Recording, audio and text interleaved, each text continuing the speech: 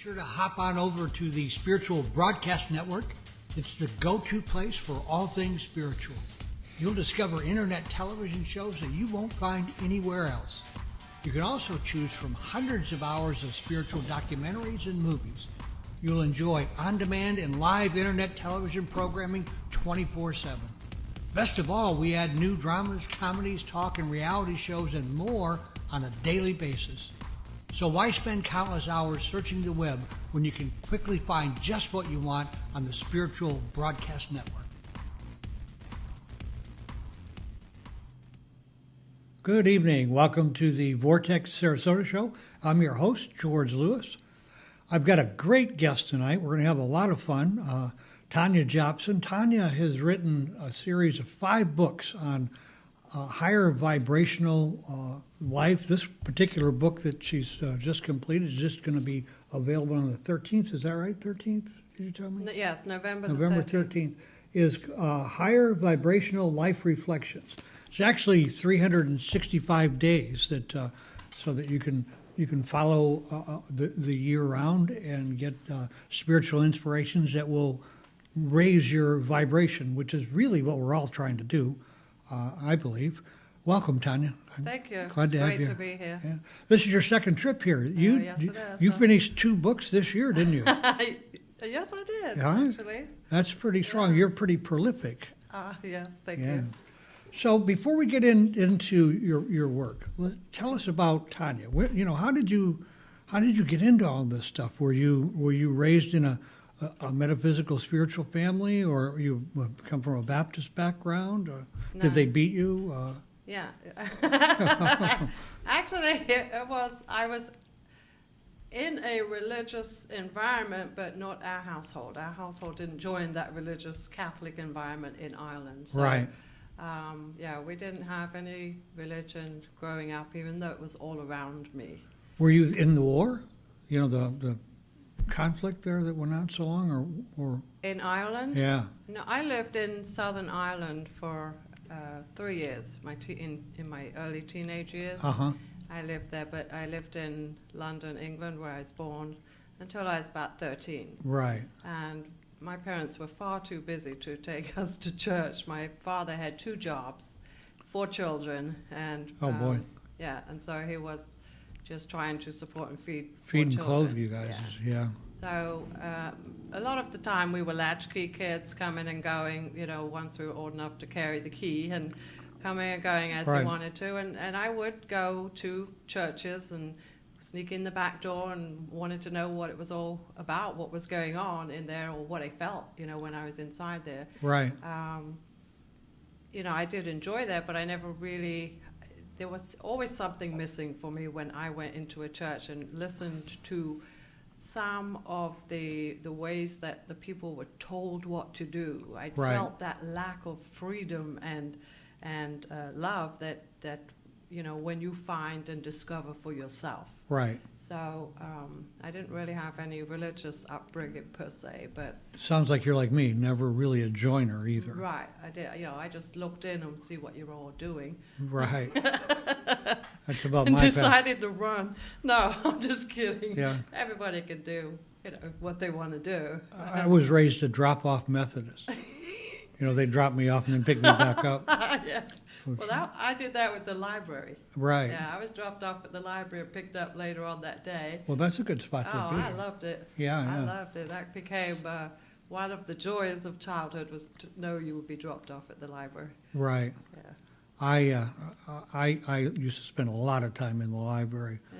Now with computers, I've got an iPad here, and I have 150, 200 books I carry around with me.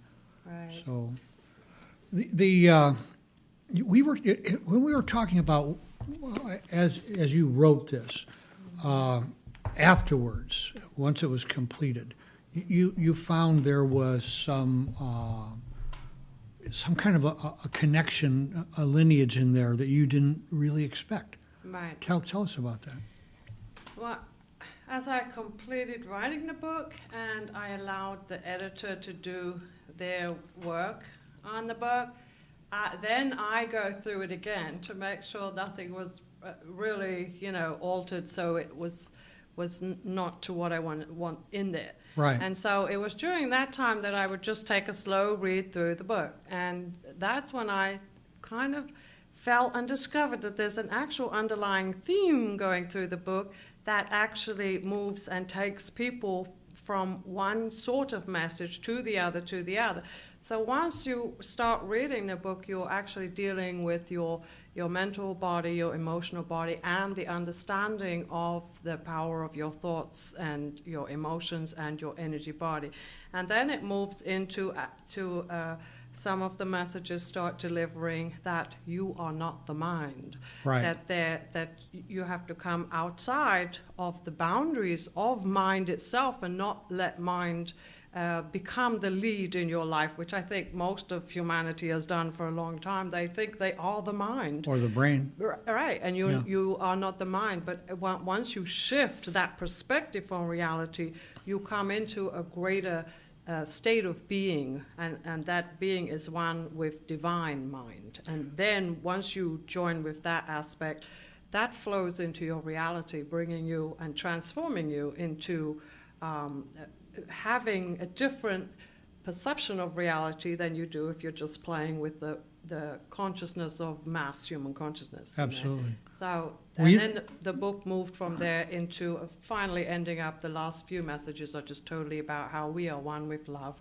and it is the most powerful vibration or frequency that you can attain. Right. Well, the way I connected with this idea of I'm not the mind, I began to question what I would say. I would catch myself saying, my mind, my brain, my spirit, my body. Well, who's laying claim to all those? Right. What is there? What is that? Right. And it's kind of elusive, isn't it? Yes. Oh, absolutely. It's like it's a state of being, isn't it? It's a state of being, and for most of us, it shifts once we engage with something other than us. Absolutely. Once we have to engage with whatever it is, the job, the kids, the something, that state of being, we have then placed our attention more on the other than the wholeness of the state of being, and staying in the unification of that. It really is about focus, too, isn't it? Yeah, it's about focus and seeing that there is no other. There's only the one, that we are all aspects of one. Right. And therefore, once we see something as other than us, we're back in duality, and we shift slightly out of the spiritualness of being one with divine mind. Sure. When you talk about... matter of fact, I wanted to talk specifically about this. That was a great segue into this from one of your... I didn't write down the page it was on. I wished I had. And I'll read it. Earth has now attained a vibrational frequency that allows us to experience either duality or oneness. Mm-hmm. So how did you come by that? That's something that just was information that you garnered through spirit? Yeah. So there's no real way to back that up. It's just... No, and no, there's that. If you look for scientific proof, research, or anything, I don't go there. Yeah. That's for someone else to find out. How I write is I've just placed myself in what I now just say is the zone. Right. And allow whatever to come through me. So Whatever that vibration is. You connect with the muse? I am not... Spirit? When I do it, I don't have external reality imposing in my space. You right. know? And I'm very lucky in that, because I don't go out to a 9-to-5 job. I don't have a lot of bills to pay. I don't have to worry about my roof over my head. I don't have any of that. Huge difference, isn't there? Yeah, my life is so peaceful and harmonious. I just take my daughter to school, take her there. She's an angel in herself. Uh-huh. So everything in my life is set up so that I can have that harmonious moment. Right. With I'm not burdened by anything. And so once there, that's when I just allow to come through what comes through. And sometimes I do go back and read and say, wow, wow, that's pretty good stuff. And know that I'm not taking the credit for writing the book. I know that spirit came through and the words were there, because this particular book was not in the original 10. You've got a plan for 10 books, higher vibrational. Yeah. You want to give us a sense of what's to come? Higher vibrational college life, higher vibrational health, higher vibrational relationships, higher vibrational family life.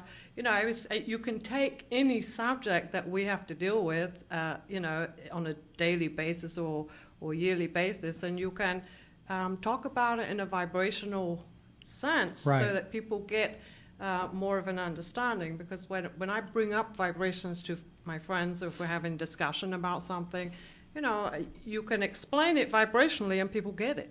They get a greater understanding that, you want to achieve something in life, and you are just maintaining the same set point vibration of the same friends around you. Right. You're in the same fishbowl with them. You're going around and around with the same vibration. Attaining something from that way is difficult.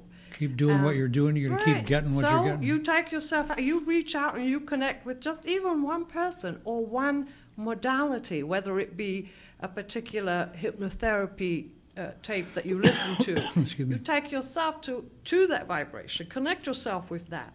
Then the fishbowl starts to change, right, know? And so a lot of people don't realize that sometimes you have to go just take that vibration that's different in order to rock your own vibration and knock it off at set point, so you're not doing the same things over and over again. It's really hard not to fall into that trap of really kind of not accepting the diversity there is in the world. The world is, the universe is full of diversity, right, and we want to like push it away from us and not embrace right, it. And right, what I hear you saying is that we need to begin to embrace that diversity and let it enlarge us, expand us. Absolutely. Absolutely, embrace it and not judge it away, Right. Not judge it. Judge it as, one of the things that I think a lot of people, and for me, it was one of the things that took me a long time to get over my judging self. Judgments are heavy, aren't they? I was so quick to judge everything, Right. And for the opposite of judgment for me is acceptance. Acceptance is that is okay for that person in that time, and it may have nothing to do with me what their experience is. I don't take it personally.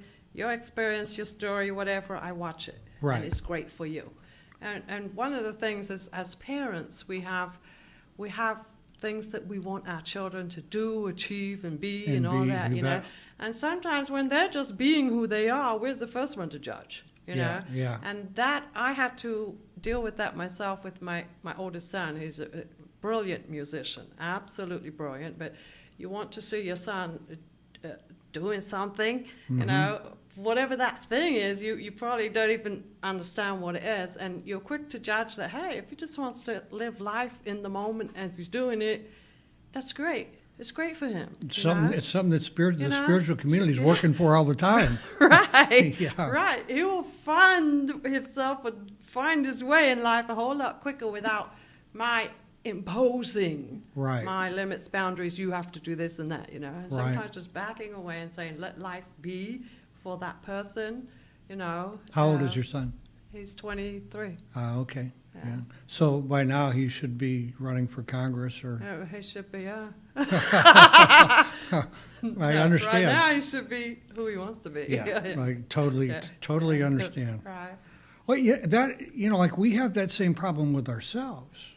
Our own expectations of what we think we should be, yes, as opposed to doing what I hear you doing, is following spirit. Right. Yeah.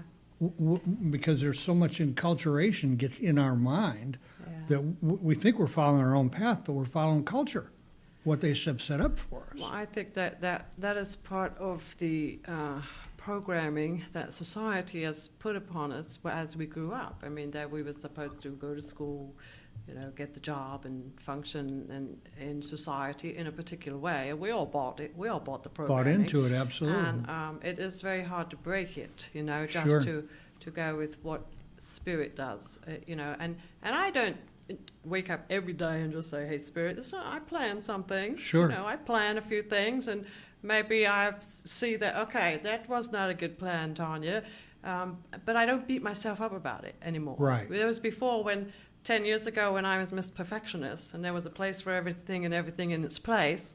And I even let people know that there was a place for everything. That you was were pretty vocal about it, right? I was vocal about it, but that was. Now I'm not like that. I've completely. So what happened? changed. So what happened that you're not like that? I think I got more in touch with myself. Was there a traumatic event? Was there some kind of trouble? Because a lot of times that's the way people find their way, is through that, that bloody nose they get from running into the wall. Right. Yeah. No, I did have an event in life. I actually was living with my husband, and I was decorating the house and making it, Susie Homemaker, making everything perfect. Right. And one of my human thoughts was, hey, I got to think about decorating the hallway next. And then I heard a voice, and it said, don't worry about that, you won't be living here much longer. And I was clueless. This was out of the blue, 12 years of marriage. Right. I was doing everything that you're supposed to do to hold a marriage together with 3 kids, and I wasn't going to be living there that much longer. There's a shocking thing to hear. It was so profound, and it felt so right and authentic that whatever happened. A spiritual experience. It was a spiritual experience, and within a few months, the whole reality got shifted, was up in the air, and what came down was I was no longer married, and moved on from there into the time I think I told you, where I was meditating 6 hours a day. Right. Would you classify that as an intuitive thought? Yeah, I would say that was my higher self guidance. Yeah. Making it real loud and clear from. I really work at getting connected to that higher, that intuitive thought. Right. It's like Right. we don't put enough. I shouldn't say we don't put enough credence. Oftentimes, people don't put enough credence on intuition and the value. Right. Okay. It's kind of like if I don't follow that intuitive voice, Right. it's like I can be walking out of my house on a nice sunny blue sky day. Right. Take your umbrella, George. No, I don't think so. Yeah. And I'm soaked by the time I get home, Exactly. Enough of those, and you start to listen a little bit, Right. So when you wrote this, did you have a motive? Other than the fact that you have a series of 10? No, This just strictly comes from... that book just came out of the blue. So I think that to start writing the messages, it was a message book, and everything fell into place. The cover is by a local artist here. Uh-huh. And it's a great cover, by the the cover way. is called Reflections. Uh-huh. Well, her art piece is called Reflections. So, no, I just followed spirit. I was thinking I was going to be writing something else, and it said, write a message book. And I'm thinking, okay, 365 messages, okay. And off I went, and here we are with the book. So why don't we take a minute, and you've got couple of favorites? Yes, I do Maybe have. maybe you could read some for us, all right? You need glasses? Let me see. I don't think I bought my glasses. Well, are they reading glasses? Yeah, they are. Here you go. 274.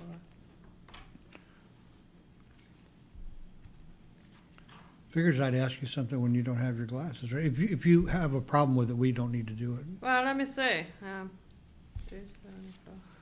But I found them very inspiring. Did you? Yeah, Oh, good. absolutely. That's I'm glad you did. Yeah, I think that if you're for our viewers, you really ought to take a look at this book, and also you have some kind of a.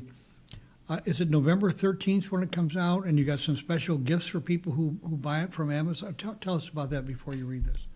Yes, there's a huge promotion going on for the book that if the viewer purchases the book on November the 13th at Amazon.com, right, then they can go back to the launch page, which I'll give you the link for the launch page. all right, They put in their name and email and the confirmation code for the purchase, and they will then receive bonus gifts that are given up for the buyer of the book. And some of those are like a 6-hour MP3 from Guy Finley.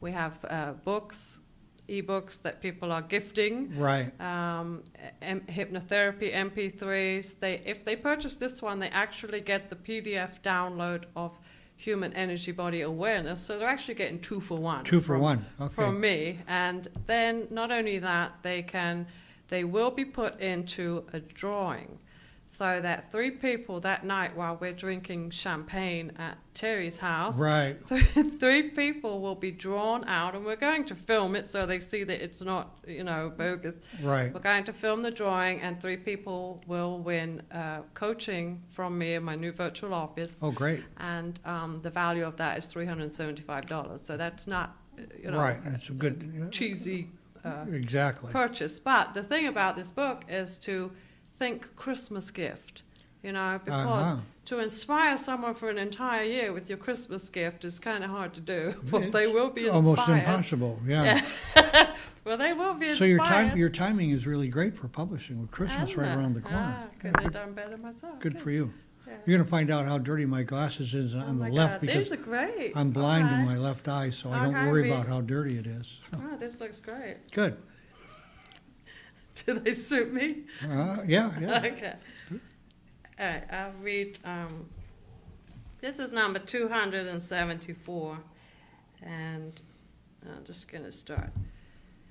Open the gateway and step onto the path of spirit. Hear the chorus of harmonious life and feel the vibrations of ecstasy waft as the wind. Oh, how freeing it is to perform and not fear the judgment or criticism of any other mind, or even our own mind. Cherish the uniqueness of your own life by joyfully engaging in connective moments with others. How sweet is life when we look at it like this. Other people are here to engage and support us as we do for them. Trust that others desire to see our success. They are here to join in the play in the theater of life, and you share an agreement prior to opening day of the role they would play in your self-improvement. When you remove emotional attachment to the drama, then you are more open to receive and learn from the scripting that was arranged before the performance. The lead is the creator, and you are the stand-in. So why are you acting so dissimilar? Rather than get embroiled in blame and fault for any misfortune, we can ponder, thank everyone, and move on with our life experience. You can never live the whole of another person's life, but you can reflect the beauty you find there.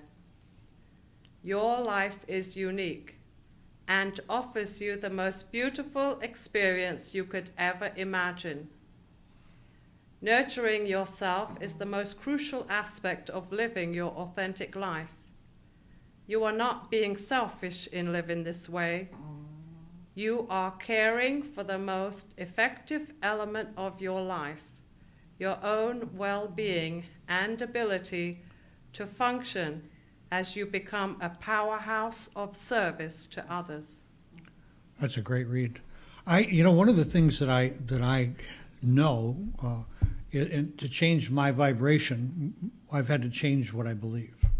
Yeah. Because my vibration seems to be this totality of what I believe and how I be. Right. What am I doing? Right. Plays a huge role in that.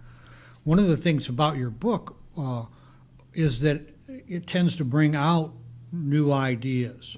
One, especially in that reading, caught my attention was to, I forget how you phrased it, to know that the other has good in mind for you. Trust, I think, was the word you used. Mm-hmm. Trust sometimes is very, very difficult because our experience doesn't always come from that level. Right. We grew up with a bully here and there, and and right. people who are in competition for what you have right. and for what you want to be.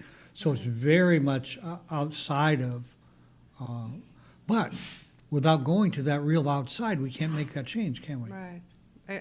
I don't know. I think that when you go to the outside,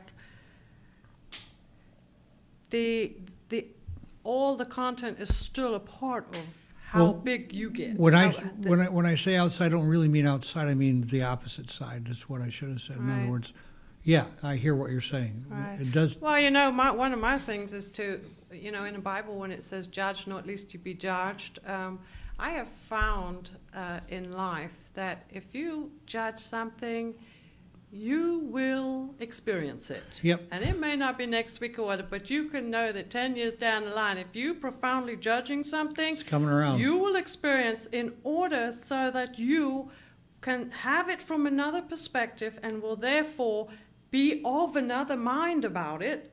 Yep. Because it's easy to stand and criticize and judge someone, but once you're doing the same thing you're judging, you have to change your mind. So in order for the human mind to become renewed, that is one of the ways that I find people judge, experience it, change their mind, move on. Absolutely. Yeah. Tanya, I had a lot of ground to cover with you tonight. We have gone the whole length of the show. Oh, we have? Yeah, it's like, boom, disappeared on us. Oh, okay. Where to go? You're a great guest. I really have a good time with you. And listen, if you're thinking about change and you want that change that brings you into a new state of spirituality, I really recommend this book. One of the good things about it is you don't have to digest it all in one big sitting. You get little morsels, little dinners here and there. And definitely. I think it's perfect for one page a day. Yeah. November 13th at Amazon. Higher Vibrational Reflections by Tanya, Jobson. And you'll send me a link and a couple of paragraphs about you so that I can add them. Sure. And we'll get that in and we'll get it all over the place for you. We'll send you the link for the launch page. That's where people can really see about the book. Yeah, please do. And we'll put that in with the video for you. Okay. Well, we've had a great night, another great guest, and we're set for next week. We've got a really good show lined up for you, so don't forget, come on back. And if you don't get here on time, no big deal, because you can always catch it in the archives.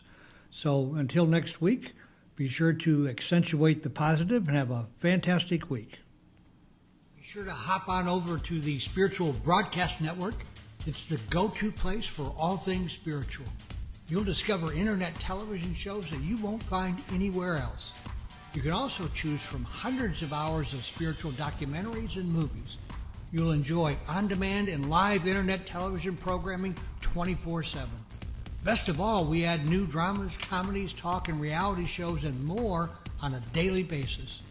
So why spend countless hours searching the web when you can quickly find just what you want on the Spiritual Broadcast Network?